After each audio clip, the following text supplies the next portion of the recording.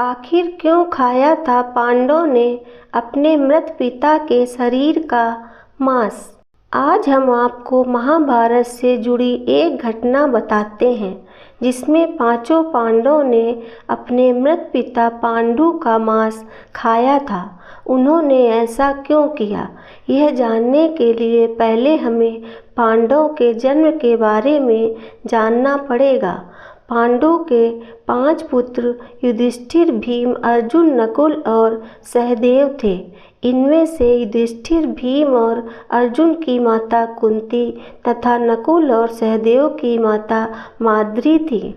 पांडु इन 5 पुत्रों के पिता तो थे, पर इनका जन्म पांडु के वीर तथा संभोग से नहीं हुआ था, क्योंकि पांडु को श्राप था कि जैसे ही वो संभोग करेगा उसकी मृत्यु हो जाएगी। इसीलिए पांडवों के आग्रह पर यह पुत्र कुंती और माद्री ने भगवान का आवाहन करके प्राप्त किए थे। जब पांडु की मृत्यु हुई तो उसके मृत शरीर का मांस 5 भाइयों ने मिल बांट कर खाया था। उन्होंने ऐसा इसलिए किया क्योंकि स्वयं पांडु की ऐसी इच्छा थी। चूँकि उसके पुत्र उसके वीर से पैदा नहीं हुए थे, इसीलिए पांडु का ज्ञान कौशल उसके बच्चों में नहीं आ पाया था। इसीलिए उसने अपनी मृत्यु पूर्व ऐसा वरदान मांगा था कि उसके बच्चे उसकी मृत्यु के पश्चात उसके शरीर का मांस मिल बांट कर खा लें, ताकि उसका ज्ञान बच्चों में स्थानांतरित हो जाए।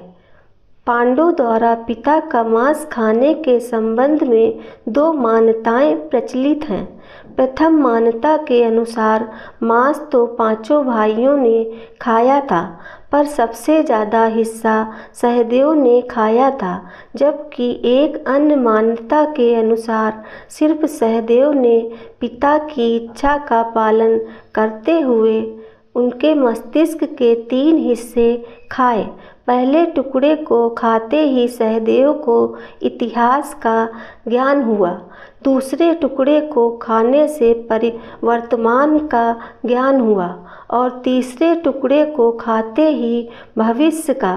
यही कारण था कि सहदेव 5 भाइयों में सबसे अधिक ज्ञानी था और इससे उसे भविष्य में होने वाली घटनाओं को देखने की शक्ति मिल गई थी। शास्त्रों के अनुसार श्री कृष्ण के अलावा वो एकमात्र शख्स सहदेव ही था जिसे भविष्य में होने वाले महाभारत के युद्ध के बारे में संपूर्ण बातें पता थीं। श्री कृष्ण को डर था कि कहीं सहदेव यह सब बातें औरों को न बता दे, इसीलिए श्री कृष्ण ने सहदेव को श्राप दिया था कि यदि उसने ऐसा किया तो उसकी मृत्यु हो जाएगी। दोस्तों, जय श्री कृष्णा, राधे राधे। आपको ये जानकारी कैसी लगी कृपया कमेंट करके ज़रूर बताएं और ऐसी ही जानकारियों के लिए हमारे चैनल को सब्सक्राइब ज़रूर करें। धन्यवाद।